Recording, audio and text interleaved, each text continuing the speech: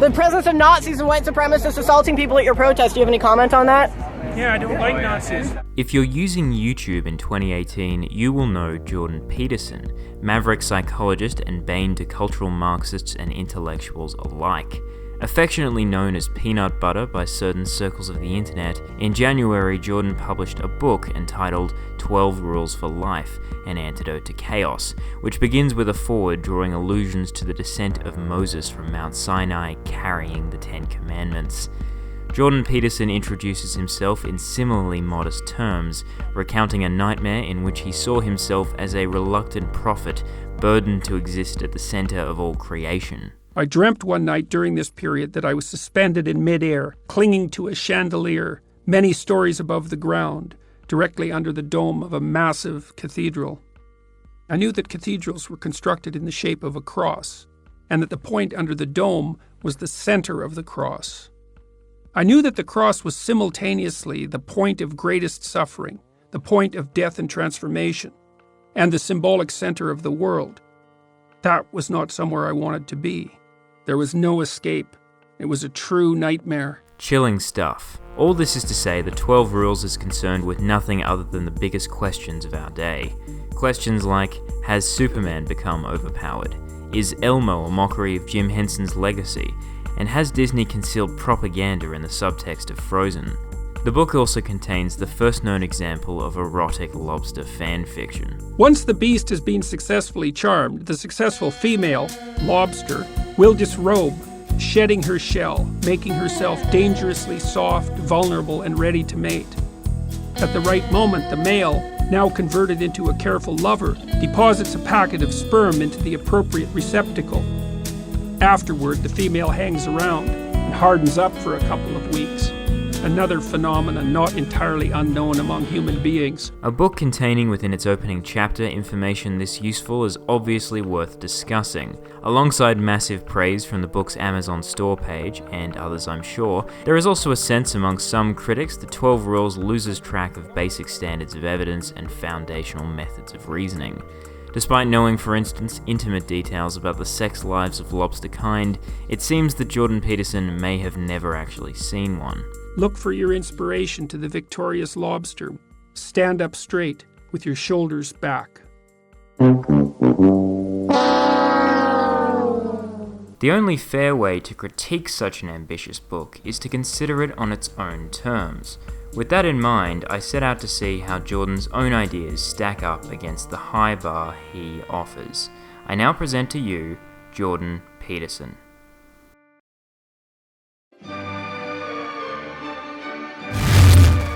I mean, life is a fatal disease. It's a concern.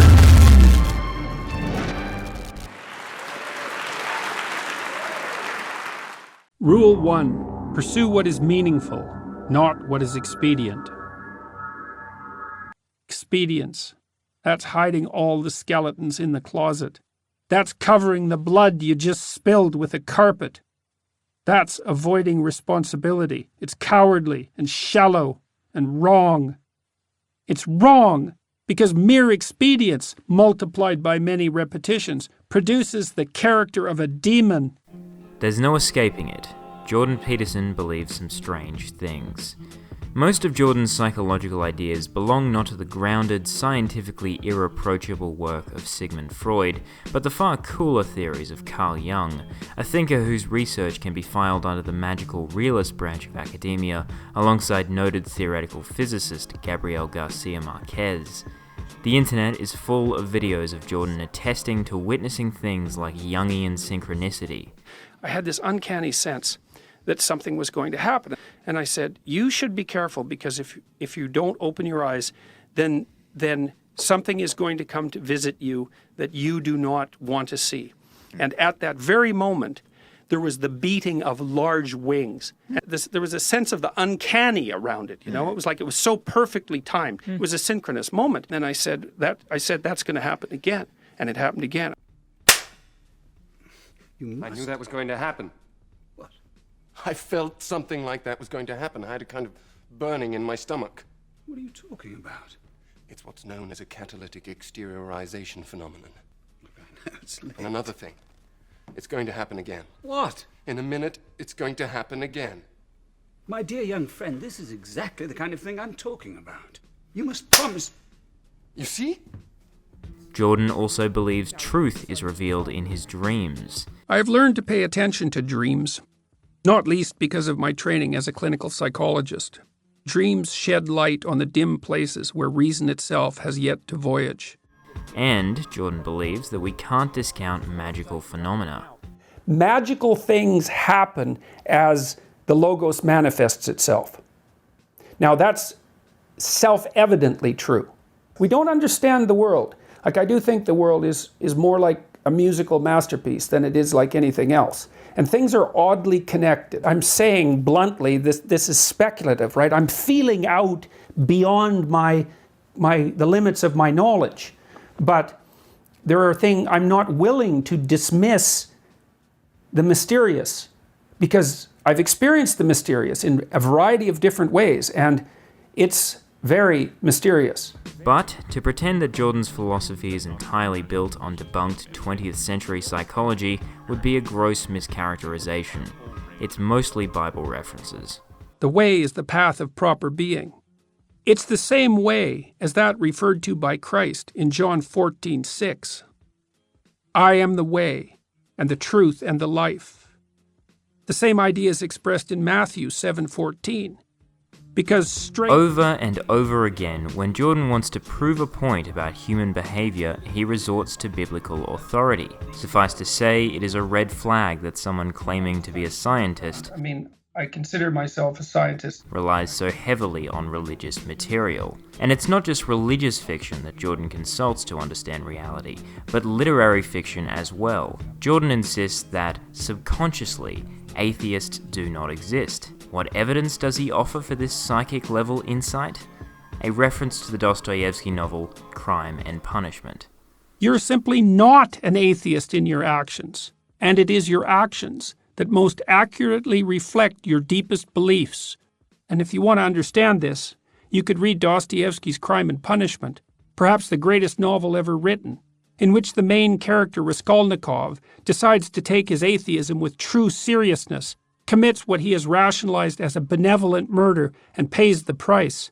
That's right. If you want to understand why you are no longer allowed to disavow the giant spaghetti monster in the sky, you need merely read Crime and Punishment. Jordan gives a longer version of this argument in one of his lectures. In Dostoevsky's book Crime and Punishment, he has his main character, Raskolnikov, decides that he's going to commit a murder, and he has very good justification for the murder. And the pawnbroker has this money. Raskolnikov is in dire need. He thinks, look, I'll just kill her, because why the hell not? Dostoevsky said straightforwardly, if there's no God, so if there's no higher value, let's say, if there's no transcendent value, then you can do whatever you want. And that's the question that he's investigating. And you see, this is why I have such frustration, say, with people like Sam Harris, the sort of radical atheists. What the hell is irrational about me getting exactly what I want from every one of you whenever I want it at every possible second? Why is that irrational? Well, this is kind of reminding me of the moment when I debated Rick Warren once. He was telling me that basically without God, people would just be raping and killing. And he even said of himself, he would be raping and killing. Yeah, and I don't agree with that. That's actually not right. Something that I fully agree with. But I do agree with the idea that without I'm glad to hear that. Another fond belief of Jordan's pertains to the role of women in society, which he claims should be prescribed largely by mythology. This often results in claims of sexism, even from corners of society which normally offer a ringing endorsement of his views. One example of this is Jordan's attribution of the sins of Hitler and Stalin to the failure of their mothers to correctly socialize them. Hitler's mother gave birth to Hitler, and Stalin's mother to Stalin. Was something amiss in their crucial relationships?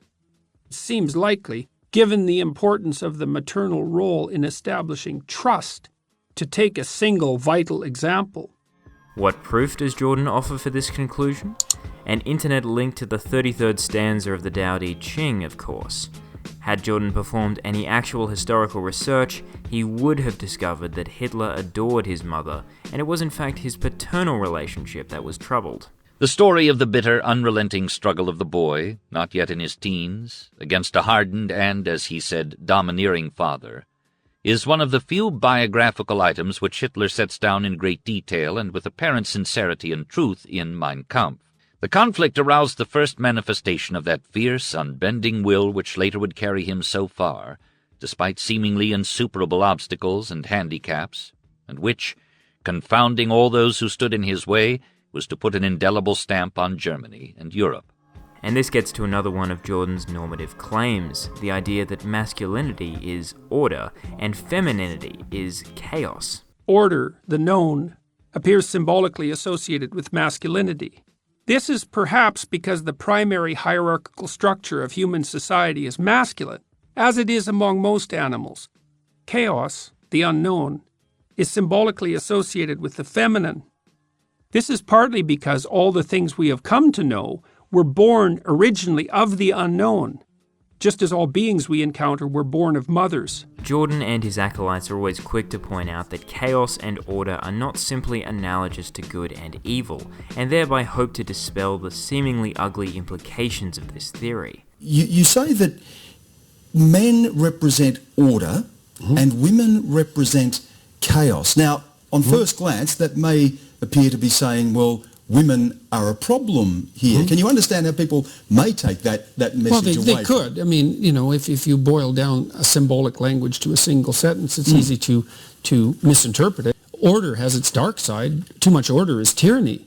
And chaos has its upside. I mean, if things are tyrannical and they're too orderly, what you want is some chaos and some freedom and all of that. And look, whatever. My views on the value of this philosophy aren't relevant. What I will say is that 12 Rules for Life also contains long sections where Jordan speaks of order as the highest possible state of being and chaos as the most terrible. You're in order when you have a loyal friend, a trustworthy ally. When the same person betrays you, sells you out, you move from the daytime world of clarity and light to the dark underworld of chaos, confusion, and despair. When your tax return has been filed, that's order. When you're audited, that's chaos.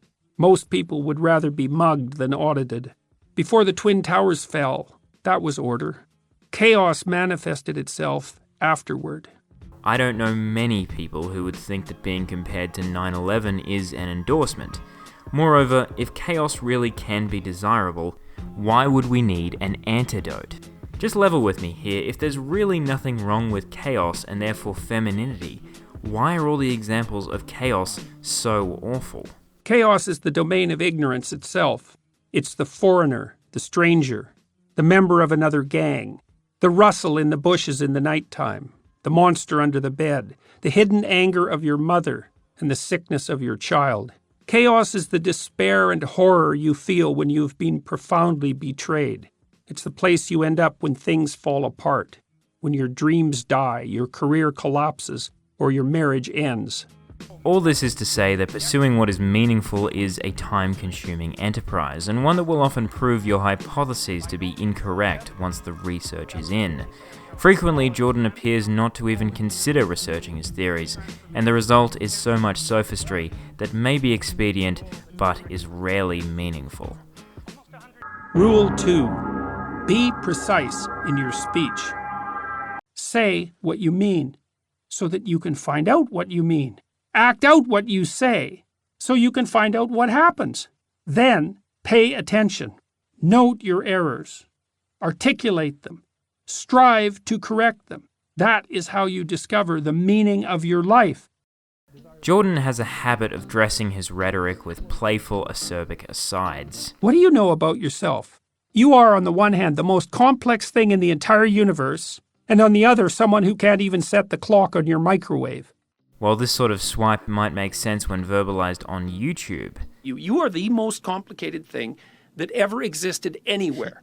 And so you have some sense of yourself, but, what do you know? in book format it comes across about as fawning as including emoticons in your philosophical treatise. This is just one of the many things that make psychologists so wonderful. In many ways, these examples represent Jordan's approach to argument in miniature, a debating strategy which is deeply disingenuous and relies on cheap tricks to conceal a lack of intellectual sophistication. Said method of debate follows a few different patterns throughout this book. Take this passage from Rule 1. Jordan begins with an assertion of fact, here that nature is simultaneously a static and dynamic force in the world. It is easy to assume that nature is something with a nature, but it's not. The famous yin and yang symbols of the Taoists capture this beautifully. Yin and yang are more accurately understood as chaos and order. The Taoist symbol is a circle enclosing twin serpents, head to tail. The black serpent, chaos, has a white dot in its head. The white serpent, order, has a black dot in its head. This is because chaos and order are interchangeable, as well as eternally juxtaposed. There is nothing so certain that it cannot vary. Even the sun itself has its cycles of instability. Likewise, there is nothing so mutable that it cannot be fixed. Every revolution produces a new order. Every death is simultaneously a metamorphosis. The difficulty with this type of reasoning is that Taoism is not modern science, and a single writer's interpretation of Taoist symbolism has no connection to nature other than the one conferred by the writer. Simply because it is possible to read the symbol in such a way to support your argument does not mean it can be used to evidence such a fact. There are no footnotes in this passage, or any indication that actual research has taken place, and there is no reason provided to explain why the Taoists were interested in the question of whether nature is static or dynamic. As impotent as this model of argument seems, it recurs constantly throughout the book. Further down the same page, Jordan again claims that nature is not a static force, stating that nature varies, like a musical score, and that in part explains why music produces its deep intimations of meaning. Other than being a seemingly arbitrary aside, this again does not add any evidence to the central claim. Worse, it assumes that all musical scores vary analogous to nature, and that the reader will be familiar with the deep intimations of meaning suggested, because no evidence is offered after this sentence to prove that claim either. It may be difficult to believe, but I swear this is Jordan's go-to debating strategy. Time and again, scientific fact is asserted with mythological tales and ancient parables provided as evidence. To explain why patients routinely fail to take their medication, Jordan offers an interpretation of Genesis in which the apple of knowledge makes man too self-conscious and ashamed to tend to his own health care. To make the point that institutional decay is caused by the lies of modern people, Jordan tells the story of Horace journeying to the underworld to restore his father's vision. When Jordan questions the decision to liberalize divorce proceedings in the 1960s, he fails to offer even an ancient Chinese proverb to support his concern. A second debating strategy appears later in the book, one closer to emotional manipulation than rational discourse. Throughout the 12 Rules for Life audiobook, there are 3 occasions when Jordan begins to cry. The first happens during Rule 7, when Jordan is seemingly overcome by the beauty of his own prose. Meaning is the ultimate balance between, on the one hand, the chaos of transformation and possibility, and on the other, the discipline of pristine order, whose purpose is to produce out of the attendant chaos a new order that will be even more immaculate and capable of bringing forth a still more balanced and productive chaos and order. Meaning is the way, the path of life more abundant, the place you live when you are guided by love and speaking truth, and when nothing you want or could possibly want takes any precedence over precisely that. Jordan's 2 other breakdowns are less self-congratulatory, but arguably more manipulative. The first of these comes when Jordan recounts the suicide of his friend Chris. Now and then, Chris and I talked on the phone. He was okay at that point, but it didn't last. Almost 10 years later, the night before Chris's 40th birthday, as it happened, he called me again. A story he had written was going to be published in a collection put together by a small but legitimate press. He wanted to tell me that. The next day, Chris drove his old pickup into the bush. He ran a hose from the exhaust pipe into the front cab. They found his body a few weeks later. I called his dad. "My beautiful boy," he sobbed. Crying during this section is entirely understandable, and I can hardly raise an objection.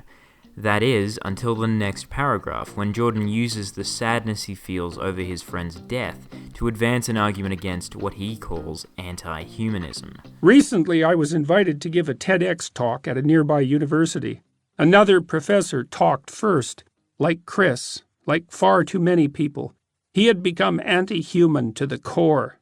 He had not walked as far down that road as my friend, but the same dread spirit animated them both.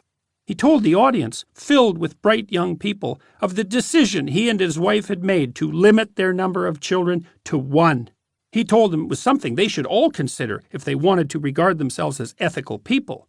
Would have the professor reconsidered his opinions if he knew where such ideas can lead? I would like to say yes, but I don't believe it. Whether or not Jordan is correct in this argument is irrelevant. The way he goes about making it is the issue. Jordan Peterson claims to be a scientist. Some people call him a philosopher. What those professions have in common is that neither accepts naked emotional appeals as evidence. Other things not accepted as evidence by science or philosophy are ad populums and baseless hypothesis. Examples of these strategies include references in the book's overture to a Quora post in which Jordan originally formulated his rules. Naturally, he provides samples of the praise he received from other users. They said such things as, "I'm definitely printing this list out and keeping it as a reference. Simply phenomenal. And you win, Quora. We can just close the site now." And if anonymous internet praise is not enough to convince you of Jordan's genius, perhaps sitting in on a hypothetical therapy session with an imaginary patient might, because even the fictional characters Jordan conjures up are grateful for his help. A client of mine might say, "I hate my wife." "Hold it," he says, "back up. That's too harsh. Sometimes I hate my wife. I hate her when she won't tell me what she wants. My mom did that all the time, too. It drove Dad crazy. It drove all of us crazy, to tell you the truth. It even drove Mum crazy. She was a nice person, but she was very resentful. Well, at least my wife isn't as bad as my mother. Not at all. Wait! I guess my wife is actually pretty good at telling me what she wants. But I get really bothered when she doesn't, because Mum tortured us all half to death being a martyr. That really affected me. Maybe I overreact now when it happens even a bit. Hey, I'm acting just like Dad did when Mum upset him. That isn't me. That doesn't have anything to do with my wife. I better let her know." He says, "That was a good session, Dr. Peterson." I nod. And then I said to the president, "Get this. Marge. Rule 3. Make friends with people who want the best for you. Don't think that it's easier to surround yourself with good, healthy people than with bad, unhealthy people. It's not. A good, healthy person isn't ideal. It requires strength and daring to stand up near such a person. Have some humility. Have some courage. Use your judgment and protect yourself from too uncritical compassion and pity. Jordan's long rise to prominence began when he attacked compelled speech legislation, which would make the use of pronouns to address sexual minorities legally required. Jordan argued that this amounted to the occupation of linguistic space, which, that's a big problem. It's part of their general agenda to occupy the linguistic territory that we use for common parlance, and I'm not willing to cede linguistic territory to them. Despite having never been asked to do this personally, You got in trouble for refusing to call trans men and women by their preferred personal pronouns. No, that's not actually true. I got in trouble because I said I would not follow the compelled speech dictates of the federal and provincial government. I actually never got in trouble for not calling anyone anything. Jordan's self-insertion into this debate has profited him massively, resulting in a dramatic rise in his public profile, a Patreon campaign worth hundreds of thousands of dollars, and a publishing deal that gave us this very book. It is perhaps no surprise, then, that this ordeal has only served to reinforce Jordan's beliefs about the value of feeling compassionate towards others, so long as those others are your close relatives. Throughout the book, Jordan is keen to spruik the benefits of playground bullying, citing the example of Nelson Muntz with approval. Without Nelson, king of the bullies, the school would soon be overrun by resentful, touchy Millhouses, narcissistic, intellectual Martin princes, soft, chocolate-gorging German children, and infantile Ralph Wiggums. Muntz is a corrective, a tough, self-sufficient kid who uses his own capacity for contempt to decide what line of immature and pathetic behavior simply cannot be crossed. Nelson does pretty well, everything considered. However, when Jordan's own daughter becomes the target of a bully, he intervenes immediately to protect her. I remember taking my daughter to the playground once when she was about 2. She was playing on the monkey bars, hanging in midair. A particularly provocative little monster of about the same age was standing above her on the same bar she was gripping. I watched him move towards her. Our eyes locked. He slowly and deliberately stepped on her hands with increasing force over and over as he stared me down. To his great and salutary shock, I picked him bodily off the playground structure and threw him 30 feet down the field. No, I didn't.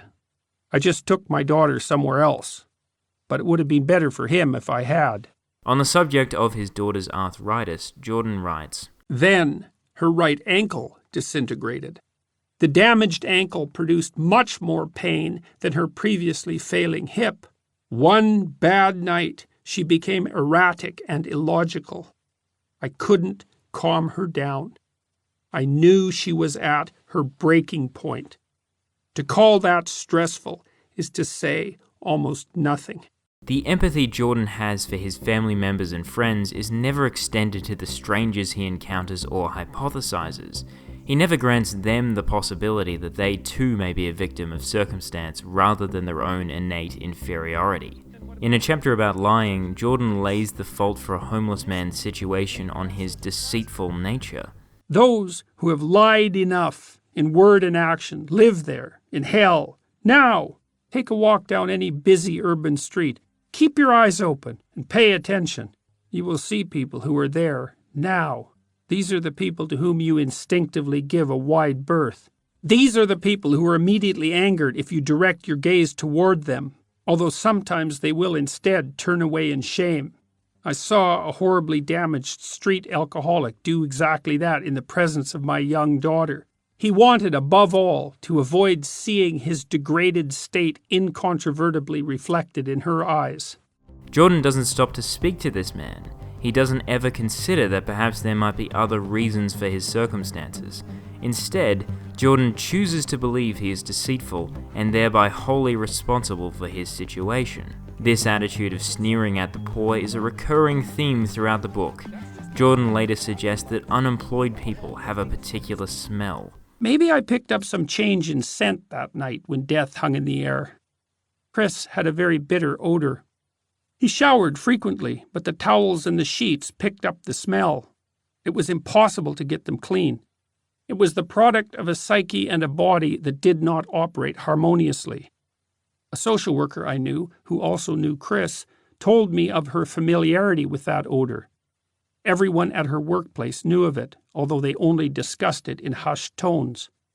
They called it the smell of the unemployable. Jordan's morning routine, of course, leaves no such possibility. After I remove the ice pack, I use a deep pore cleanser lotion. In the shower, I use a water-activated gel cleanser. Then a honey almond body scrub. And on the face, an exfoliating gel scrub. I killed Paul Allen with an axe in the face. His body is dissolving in a bathtub in Hell's Kitchen. In addition to a bloodhound's nose for employment status, Jordan possesses a deeply humanist ability to see individuals different to oneself as valuable and worthy of respect. There was a famous advertisement in the form of a comic strip issued a few decades ago by the bodybuilder Charles Atlas. Mac, the protagonist, is sitting on a beach blanket with an attractive young woman. A bully runs by and kicks sand in both their faces. Mac goes home, considers his pathetic physique, and buys the Atlas program. Soon, he has a new body. The next time he goes to the beach, he punches the bully in the nose. The now admiring girl clings to his arm. "Oh, Mac," she says, "you're a real man, after all." That ad is famous for a reason. It summarizes human sexual psychology in 7 straightforward panels. The too weak young man is embarrassed and self-conscious. as he should be. What good is he? Now, I would never say that Jordan Peterson doesn't know anything about human sexuality. However, I am not surprised to hear him admit the sum total of his knowledge can be contained in a 7-panel comic strip.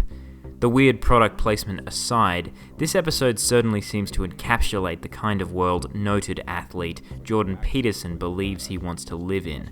A world in which disputes are resolved with violence rather than discussion, and the strong rightfully dominate the weak. He illustrates this again when gleefully recounting an anecdote about bullying a new employee out of their job. The next man hired was not so fortunate. He carried a fancy lunch bucket, which was a mistake, as brown paper bags were the proper, non-pretentious convention. Lunch Bucket couldn't accept his name or settle into his job. He was not fun to be around, and he couldn't take a joke. After about 3 days of carrying on with his ill humor and general air of hard-done-by superiority, Lunch Bucket started to experience harassment extending well beyond his nickname. Suddenly, a pebble would appear out of nowhere, flying through the air, aimed at his hard hat. A direct hit would produce a thunking sound, deeply satisfying to all the quietly attending onlookers. Even this failed to improve his humor. So the pebbles got larger. Lunch Bucket would involve himself in something and forget to pay attention. Then, thunk! A well-aimed stone would nail him on the noggin, producing a burst of irritated and ineffectual fury. Quiet amusement would ripple down the rail line. After a few days of this, no wiser, and carrying a few bruises, Lunch Bucket vanished. Even this failed to improve his humor, as though being stoned is something you should enjoy. Is it unreasonable to want to avoid being hit with rocks while you're at work? Jordan certainly seems to think so, or at the very least demonstrates a pathological inability to empathize with this man. Jordan's reasoning sounds closer to post-event rationalization for bad behavior than friendly hazing, something most people at least have the common sense not to publish. These examples are symptoms of Jordan's larger philosophy, which he codifies at the end of Rule 3, where you can read a long-form explanation for his dismissive view of others' circumstances. Before you help someone, you should find out why that person is in trouble. You shouldn't merely assume that he or she is a noble victim of unjust circumstances and exploitation. It's the most unlikely explanation, not the most probable. It is far more likely that a given individual has just decided to reject the path upward because of its difficulty. Perhaps that should even be your default assumption when faced with such a situation. How do I know that your suffering is not the demand of martyrdom for my resources, so that you can so momentarily stave off the inevitable? Let's set aside the fact that it is equally easy to pose hypothetical questions in the opposite direction. For example, how do I know that this man isn't homeless because he was born into a poor family that couldn't afford to feed or clothe him, far less pay for his education? It may just be a coincidence, but these hypotheticals of Jordan's seem perfectly formulated to prevent the poverty surrounding him from causing him any inconvenience or discomfort. What is the deeper reason for this jaundiced worldview? Is it perhaps because tenured professors occupy high positions in the dominance hierarchy and resent any attempt to relieve them of such power? Seems likely. On the basis of make friends with people who want the best for you, I would not suggest befriending Jordan Peterson. Rule 4. Set your house in perfect order before you criticize the world. Don't blame capitalism, the radical left, or the iniquity of your enemies. Don't reorganize the state until you have ordered your own experience. Have some humility. If you cannot bring peace to your household, how dare you try to rule a city? No review of 12 Rules would be complete without a list of its contradictions. I am not the first to note Jordan's terrible hypocrisy, often failing to observe his own rules as he formulates them. But this contradictory nature is also true of Jordan's politics. While happy to criticize the ideologically driven politics of the left, anyone doubting that this book is underlined by an ideological direction need only consider how many of the rules align with Jordan's stated political views. Politically, I'm a classic British liberal. Perhaps this manifests itself most clearly when Jordan ascribes to Jesus Christ the power of personal responsibility, stating, Christ is forever he who determines to take personal responsibility for the full depth of human depravity. Ah yes, personal responsibility. Americans have choices. And that is personal responsibility.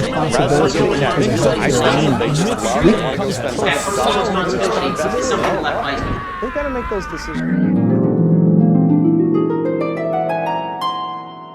And this emphasis on personal responsibility seems to conflict with Jordan's psychological practice, where he states, Physicians and pharmacists tend to blame such patients for their non-compliance, inaction, and error. You can lead a horse to water, they reason. Psychologists tend to take a dim view of such judgments. We are trained to assume that the failure of patients to follow professional advice is the fault of the practitioner, not the patient. And yet the book is full of sentences rationalizing the placement of responsibility on the individual. If you buy the story that everything terrible just happened on its own with no personal responsibility on the part of the victim, you deny that person all agency in the past, and by implication in the present and future as well. In this manner, you strip him or her of all power. Naturally, these political overtones then conflict with the ridicule Jordan reserves for his fellow academics. There's no shortage of tasteless artists, tuneless musicians, poisonous cooks, bureaucratically personality-disordered middle managers, hack novelists, and tedious ideology-ridden professors. But contradictions emerge in more discrete cases as well. A constant refrain throughout the book are the withering denunciations Jordan offers of totalitarian thinking. A totalitarian never asks, what if my current ambition is an error? He treats it instead as the absolute. Other times, his advice could not be more totalizing in its ambition. Don't waste time questioning how you know that what you're doing is wrong if you are certain that it is. Inopportune questioning can confuse without enlightening as well as deflecting you from action. You can know that something is wrong or right without knowing why. Jordan is happy to offer injunctions against fighting straw men. You can't set straw men against one another when you're thinking either, because then you're not thinking. Only to create some of his own. A left-leaning student adopts a trendy, anti-authority stance and spends the next 20 years working resentfully to topple the windmills of his imagination. Allusions like this one are spread throughout the book, Jordan depicting his life halfway between literary fiction and autobiography. And as literary protagonists go, Jordan is not an interesting one. While there is plenty of good literature in the book, none of it was written by Jordan. The same chapter, which contains a story about Jordan buying a microwave from his landlord, also includes a stanza from Milton's Paradise Lost. Jordan declares at the end of one paragraph, "So speaks wisdom." Put after a Tolstoy quotation, I might even agree with you, but no, this is attached to the end of Jordan's own prose. Call it subjective, but Jordan Peterson is a very poor writer. For one example, chapter 2 begins with Jordan disagreeing with himself about the treatment for kidney failure. Dialysis involves passing all the patient's blood out of his or her body through a machine and back in. It's an unlikely and miraculous treatment, so that's all good. But it's not pleasant. It must happen 5 to 7 times a week for 8 hours a time. It should happen every time the patient sleeps. That's too much. No one wants to stay on dialysis. Why was this included? This is publishing, not a live speaking engagement. Edit your drafts, or at least don't criticize other people for doing the same thing. What's wrong with your essay? Okay. Everything. The words are wrong, because you're using words you don't understand and you're pretentious. They're put in awkward phrases because you use cliches all the time and because you're lazy and useless and you don't know anything. And then the phrases are put badly into sentences, and so the sentences aren't any good. And then they're not in the right order in the paragraph. And then the paragraphs aren't in the right order, and then the whole essay doesn't sum to anything. One particularly bad habit of Jordan's is his penchant for presenting arguments in the form of long strings of abstract questions, lists so long and so entirely bereft of philosophical content that a reader might conclude they are intruding on a private conversation. Maybe the husband who betrayed his wife was appallingly immature and selfish. Maybe that selfishness got the upper hand. Maybe she did not oppose this tendency with enough force and vigor. Hey Jordan, I'm just going to duck out for a Maybe she could not agree minute. with him on the proper disciplinary you're still approach going? to the children and Okay. shut him out of their lives in consequence. Maybe that allowed him to circumvent what he saw as an unpleasant responsibility. Maybe hatred... I mean, this is just bad writing. Don't take it from me, take it from someone qualified to assess writing. Someone other than Jordan Peterson, whose background includes, I shit you not, training himself in psychoanalysis. I'm trained psychoanalytically. I did most of that training myself. Why did he have to train himself in psychoanalysis? Well, that's because psychoanalysis is not an academic discipline. But then, I don't know what else I expected from someone engaged in the storied academic tradition of capitalizing Christ pronouns, something Jordan does inconsistently and capriciously throughout the book, and something I personally believe amounts to an occupation of linguistic territory. Worse still, Jordan is confused about what constitutes a proper noun, doling out capitals like one of his mythical SJWs cramming for Zer critical theory class. So I guess bullshit grammatical preferences exist on both sides of politics. Coda.